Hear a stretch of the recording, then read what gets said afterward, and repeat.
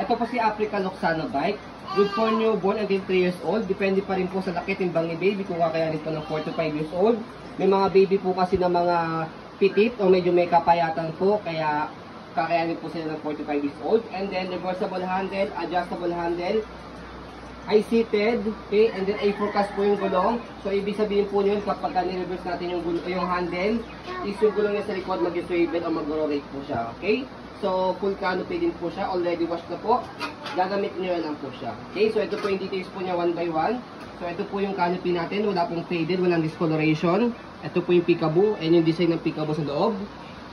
Ito yung kabila. Okay, so may lock po yan sa gilid.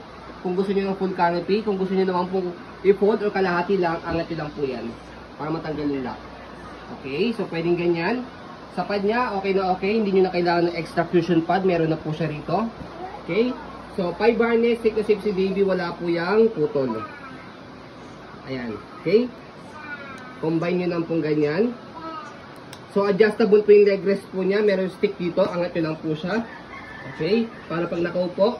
And then pag nakahiga sa likod, papakita po namin mamaya kung paano po siya i-adjust. Ganyan po siya. May kahabaan po.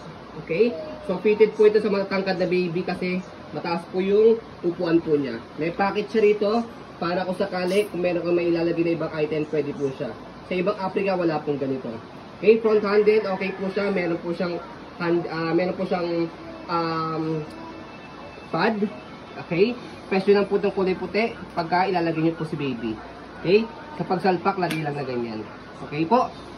Sa footrest naman, ayan yung footrest niya. Okay na okay yung footrest niya. Pati yung gulong. Ayan yung gulong, hindi po siya pudpud. Okay, easy to maneuver, nag-rotate or nag-swivel. Kung gusto niyo pong one way lang, pwede niyo ibaba. Yan. Para pag i-hailing niyo si baby, hindi siya mag-rotate. Okay? So, lockable din siya. Meron siyang stopper. So, pwede niyo gamitin to pagka naka-reverse po yung stroller. Yung, yung handle niya. Okay? So, body frame sa kabilang side. Yan po yung details. Right side, body frame.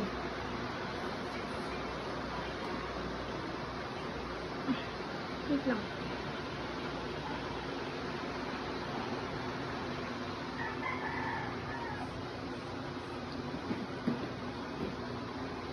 Okay, sa likod naman po, ayan po yung gulong po niya, okay na okay, pati yung stopper. Hindi rin po siya pudpod. Try natin yung stopper sa kabila. Ayan, okay.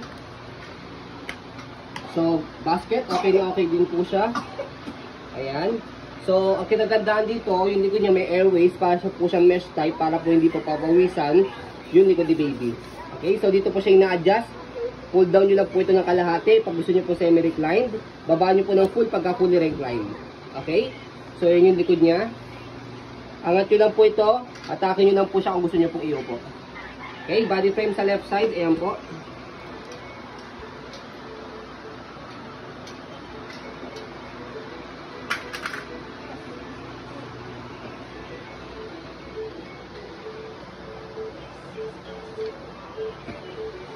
Okay, regarding naman po sa handle, okay po siya, wala po siyang issue. Okay, ayan. So, sinamahan na rin po namin yan ng dalawang free bag hook. Ayan. Okay, kung may mga isasabit po kayo. Ayan, so adjustable po siya. And then, reversible po. Press nyo po itong button left and right. So, ayan, pwedeng ganyan. Depende po sa inyo. Ayan, okay. Kahit maliit na bata, pwede siya magtulak. Okay, so reversible handle. So as you can see, yung harapang gulong umiikot o nag-rotate. Pag i-reverse po natin to, yung kabila naman po yung likod naman po iikot yung harapan po. Mag-stop po siya. So yan, makita nyo po. Kaya mas madali po siya i-maneuver. Ibang stroller hindi po siya A4 kas ang tinatawag. So ganyan po ang design po niya kapag po naka-reverse po. Okay, so stroll muna natin saglit bago po natin i-fold para makita nyo po na wala pong issue yung stroller. Gagamitin nyo na lang po siya. Okay, sa pag-fold sa kanya, balik nyo na po muna po yung handle niya. So by the way, ito po para hindi po kayo mahirapan, angat nyo po ito, tapos shoot nyo rito. Ayan, okay, so fold nyo yung canopy, kailangan nakaupo po yung pad po niya. So one hand fold, one hand open po ito, kahit hawak nyo si baby, pwede nyo po ito ma-fold.